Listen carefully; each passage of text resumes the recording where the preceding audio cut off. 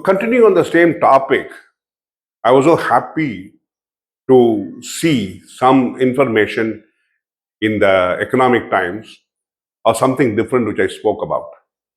I spoke about that a long time ago also, and even this previous video about guides. Now, what are the weakness of our guides? It is not the knowledge about that historical place that is not the weakness, only weakness. The other weakness which we suffer from is that we are not trained properly to how to treat the tourists. When we see, pathetic, it is so sad. I would say it makes me feel unhappy. When we see a white skin, the man goes berserk. The guide goes berserk. He doesn't know how to treat them well. And especially if a white woman wears a sleeveless blouse and a short skirt, he starts ogling, oodling. It is so offensive to the person. You must understand you are a guide, you have no relationship with the person, you are there, the relationship is between the historical site and you. You are a paid person to treat them as guests. You don't have a relationship with them. They come there, they come to see the place. You treat that place as holy, whichever site it may be, and your relationship is with that site. We should encourage them to understand that you are linking a historical site to a few persons who have no idea about that historical site. So you are going to be different. You are not going to be related to those people who are tourists who come across.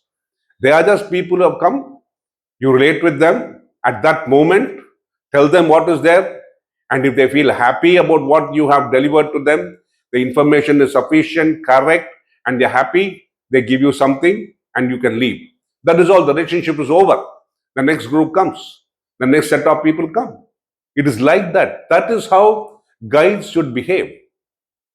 But our guides are very poorly trained. That is one of the reasons that other places, even a place like Sri Lanka, has got better guides, better places, and better, people coming in droves. It is because we do not know how to behave. We are not being trained and taught to them, because we individuals have to be taught and trained, because guiding is a specialty activity which we have not recognized in India. It's a service industry. You must understand there will be thousands of jobs which will be available for us if you really develop the tourism industry, which I've been talking about. The government is now going full steam ahead to develop tourist sites, to develop tourist guides, to develop good hotels, etc. So what I'm coming to is, let me read out something for you. I'm so happy that this has happened. IIMs outline lessons for guides. Institutes acts on budget proposal to upskill 10,000 workers at 20 tourist sites by blending MBA training with local insights. For 20 tourist sites, you are expected to have 10,000 trained guides. You have approximately more than 1,000 places in India, in the north of India, which have so much of history in it. And that history can be, that tourism can be developed from all over the seasons, whether it's rainy or it's summer or it's winter or spring. Our India has got such a blend of seasons. So 10,000 trained guides for just 20 sites. Imagine if you just develop 1,000 sites. You are looking at, multiply this 10,000 by 1,000. Just imagine the figure you're looking at. That is the kind of employment which you can generate for just 1,000 sites. And we have innumerable number of sites. And Indians are now traveling. The government has given incentives to the people of India by giving them more cash in their hands. There's lesser GST, so you're saving more. So linking both of them, you have more cash in your hands. People are traveling all over. And just imagine, keeping this in mind, if suppose we have a good set of quality guides and you provide them the same facility, give them uniforms, separate uniforms or separate sites. Because in summer you cannot wear a winter dress, in spring you cannot wear a summer dress. So it all depends. So give them separate uniforms. Give them good quality uniforms, not third rate, the lowest bidder thought process. Give them quality. And suppose you're looking at quality, as today our, the government has encouraged the khadi industry so much that it has gone from nothing to a behemoth today. So it can support rural, and you can use the local materials for those guides who are there. And that local materials means the local people who are producing those materials will also be helped, and that can grow.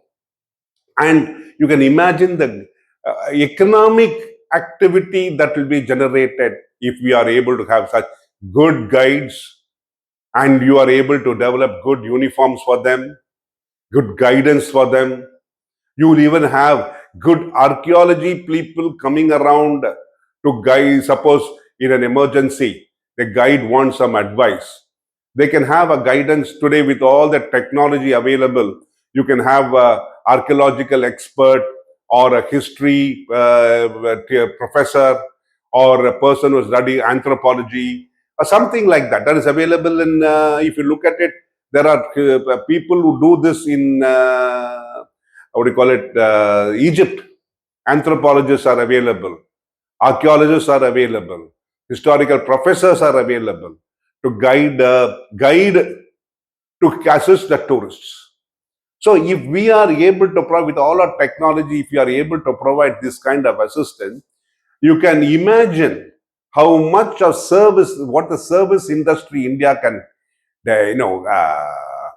have and develop. Somebody was asked the question, what is the greatest weakness of India? He said there are only two aspects which we can look at. The strength and the weakness is the population of India. Because if we have an illiterate and a poor population, India is going to suffer. But suppose we give the person some additional training, some testing, some kind of assistance, those illiterate people can be trained to become good quality assistants, good quality guides, good people who can provide good services all around for those people who come into India and whom we can give, to take back a good thought process. So today IIMs are taking it up. I'm sure that if we, expand these service, not only IIMs, we start it as a course in a college.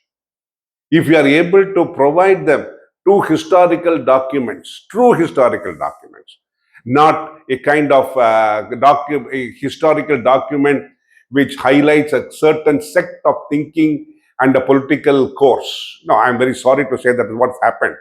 If we are able to highlight those aspects, we have a good program available for us. And we will not be having the rush of, as they call, the North Indians coming into South India, or the West Indian, the Indians from the West going and coming to South India, South Indians going to North India. There will be so many opportunities available for many, many Indians anywhere in India. So let us take it as a cue. Let us take it as an opportunity. Today with AI, there is going to be a lot of jobs which are going to be shed. And those people can also be used. For example, if we generate an AI, just as the AI program to, to understand how a structure has been built. It can be in any format. You can have film producers producing, movies on them, a light and a sound show, All these can happen. You can imagine the amount of growth of services, the economic development, if we are able to think differently. I thought differently about tourism because of my thinking. And after 2 years, you are having an MBA trained guide, which is going to be there in the future of Indian tourism. So there are two things to it. A, I am a different thinker. I'm proud about it.